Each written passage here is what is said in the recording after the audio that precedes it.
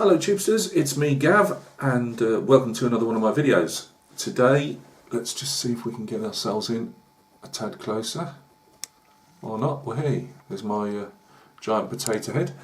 Yeah, right, today, I can't believe I'm saying this again, it's another thank you. There's some really kind people out there with big hearts, and a friend of mine, Beetle, and that's what he likes to be called, sent me this. We you know, chat online, you know, on the emails, and you know, I happen to say that I, you know, through my life I've owned a few Land Rovers in my time, and obviously driven them in the army and whatever as well. And he said, "Oh, I've got something for you. I'm sending something over," and this is what I got. It's a 109-inch Landy, and that's, we say 109-inch by the chassis, although there is some variation on that, but they usually go by the chassis. So an 88, an 86, an 80-inch, they tend to go the 80-inch Series 1 Land Rover, 86-inch Series 2, and then I'm not sure if it's the 88 went from Series 2A onwards. And up to the 90, and these were 109s or 107s, 109s and 110s. There you go. brief history. It's all coming back to me now. I've not owned one. I've got a piece of Japanese four-wheel drive at the moment, but I've not owned one for a few years. Brilliant. I don't know what to say that I haven't already said on an email to you, mate. That's absolutely fantastic. It's really kind of you.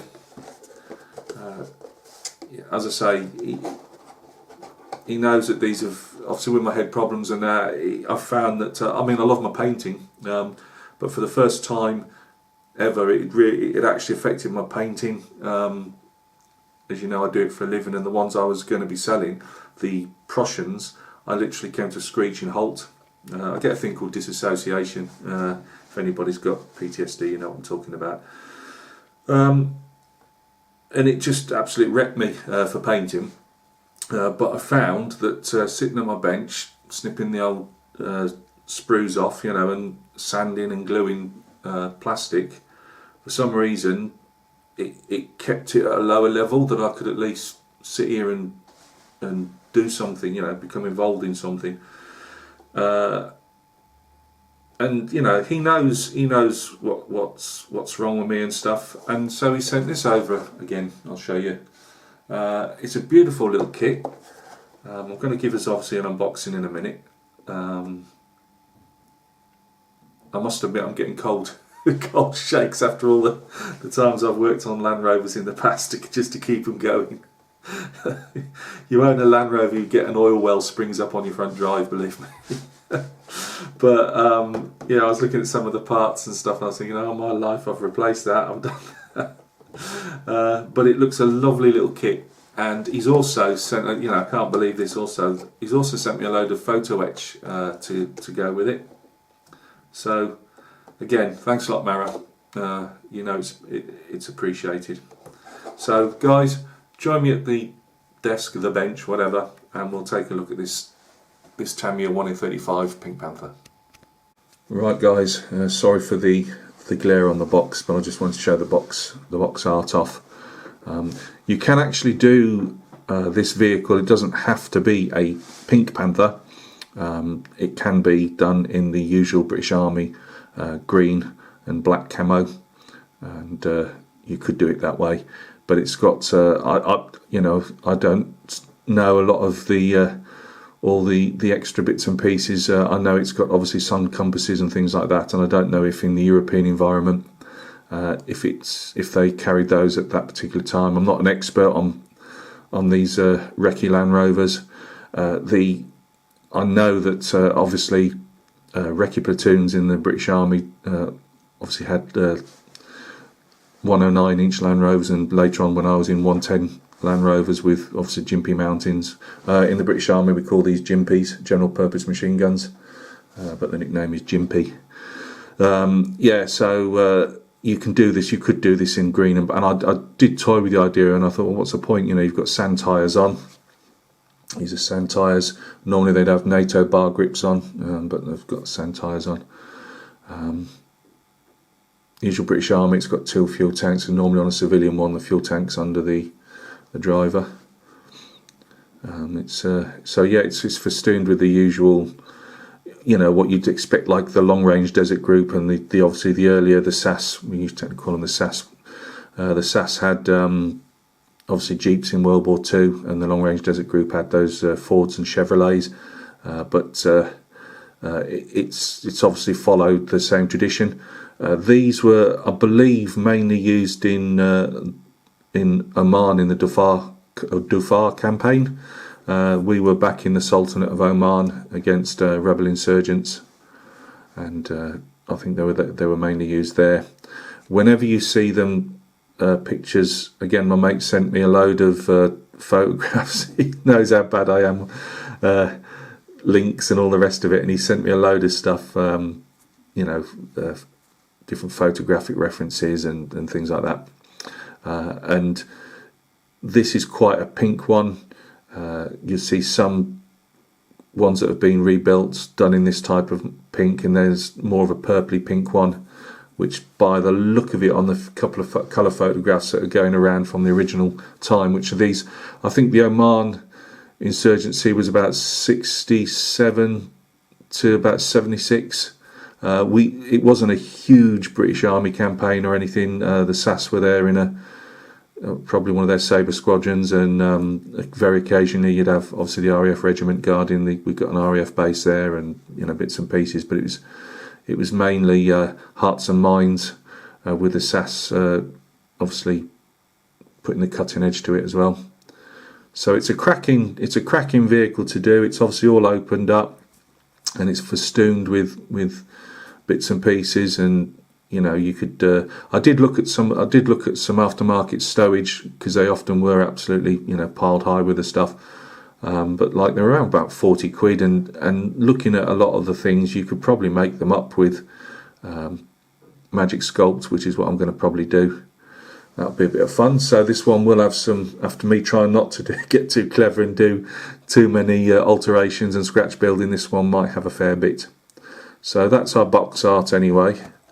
I'll just take it away for the moment without everything falling apart on me, which it already is.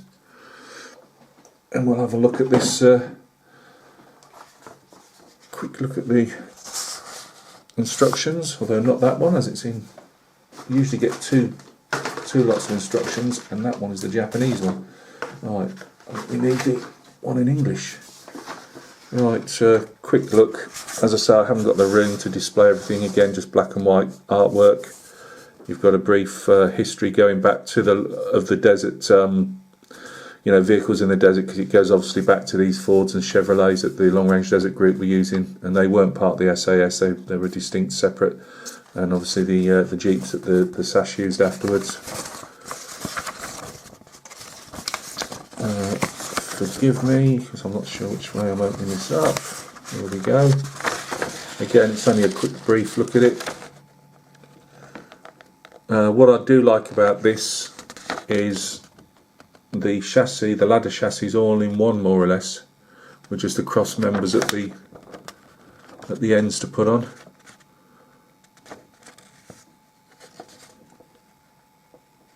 Usual leaf springs. Shock absorbers are already attached by the look of it. Wheels look to be in 2 pieces, or 3 if you include that centre section. We've got diffs. I bust a couple of diffs and stub axles in my time. Track rod ends. See, I'm getting the shakes now thinking about all this.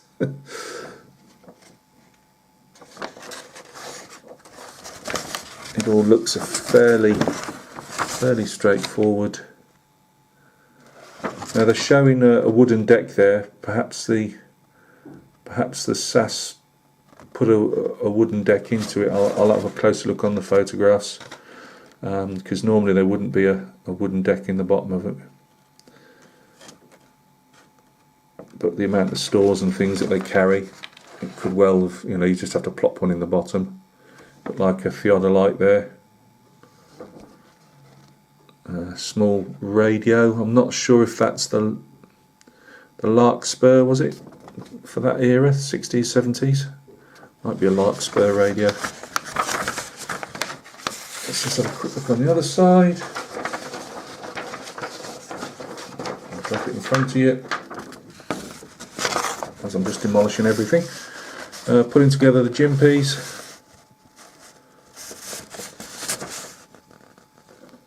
Where they fit in the vehicle.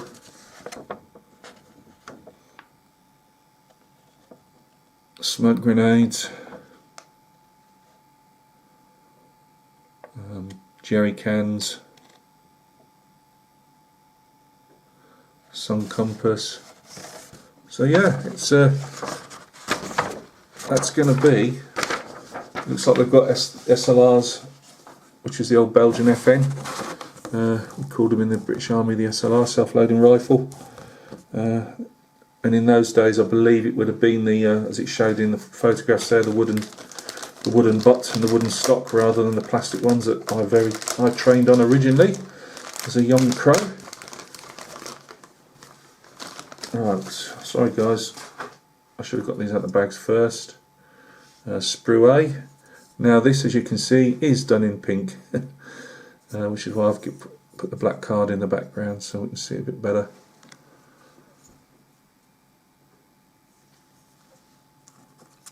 Will it stand up there? I believe so. Let me get my glasses on so I can actually see what I'm looking at. Land Rover wings, just like the real thing. The classic thing with a Land Rover, if you don't know, it's all aluminium. Steel chassis, aluminium, steel bulkhead, with but everything else is aluminium. Its pros and cons. They lack the aluminium.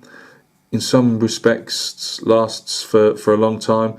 The only problem is when you're putting steel screws and bolts through, or you're attaching it to a piece of steel, like on the chassis, they do rot.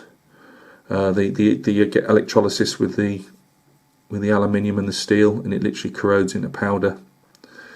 But it's designed that everything can be replaced quite easy. It started out as a farming vehicle, hence if we turn this, this isn't working very well, is it? Turn this round.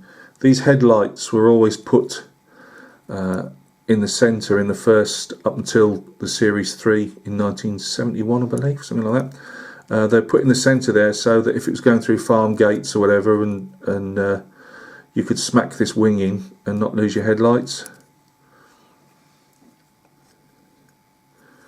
We've got our dash there.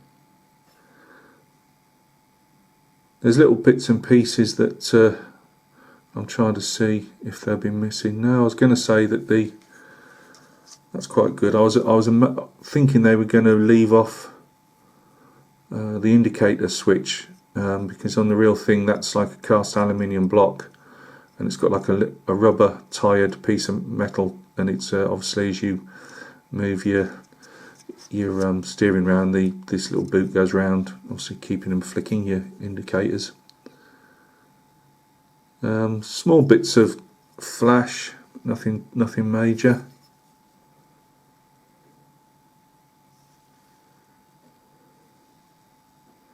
There's our jerry cans.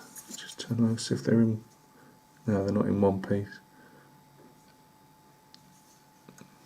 They don't look particularly great in the sense of the handles aren't really showing or anything. So I might have to do something with that. I'd like to make this more high end because I've got all this PE, which I'll show you in a bit, which I must confess I don't know where it all goes at the moment. So I'd like to make this a bit more high end if possible.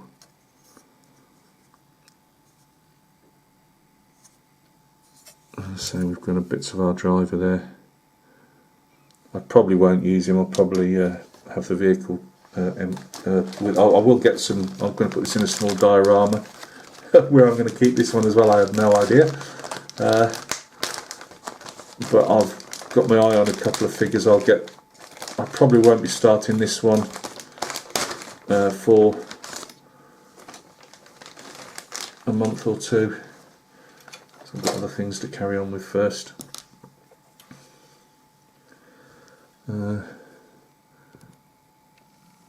There's our driver. Not horrendous. I just don't think it will particularly lend itself to what I want.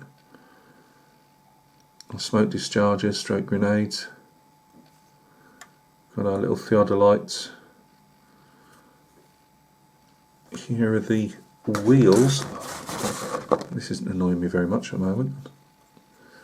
These are our tyres. Obviously they ain't going to be weight on wheels.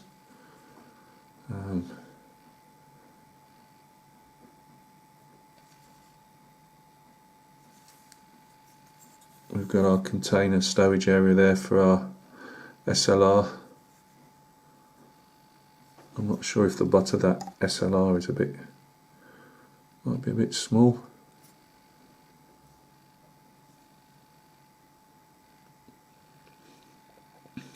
These are the triggers for the jimpies when they can be used on the pintle mount. Got a couple of spades there. They don't particularly look awe-inspiring. Spade's a spade, I suppose, or shovel. Jimpies don't look too bad. Stripped those down enough times in my my army days. And then we've got the last sprue.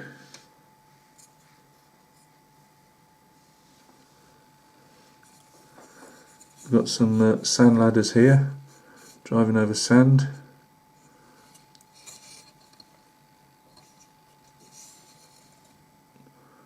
A box of, or a pile of ammo boxes. Again, not particularly awe-inspiring those. And they look a bit small as well. So we'll look into that. We've got a bit of chain for the tailgate, I presume. This is supposed to be a camo net.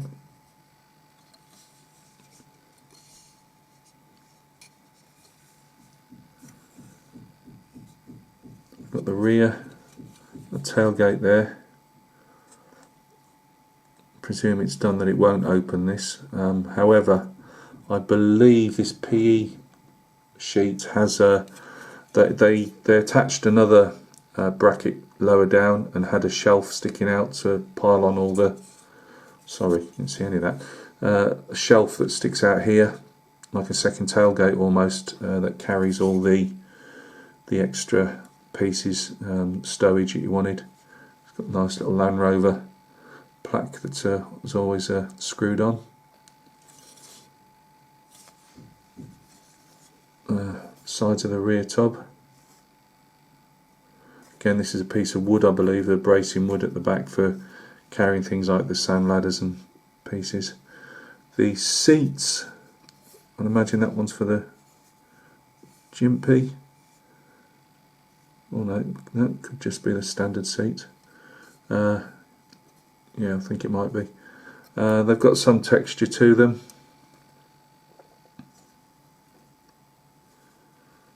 Rear cross member. Looks like it's got a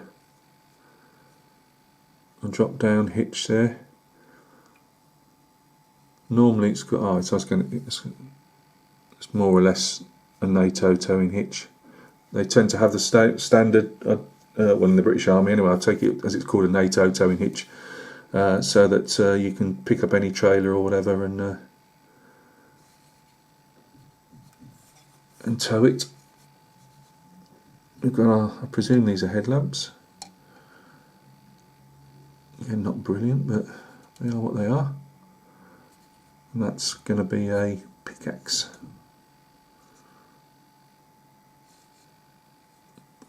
And that's our vehicle.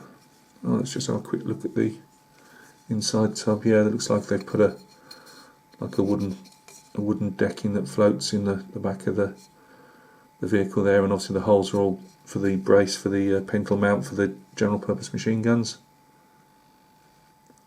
No, really looking forward to this. There's a few injection marks here and there, but I believe they're all on the underside of the vehicle.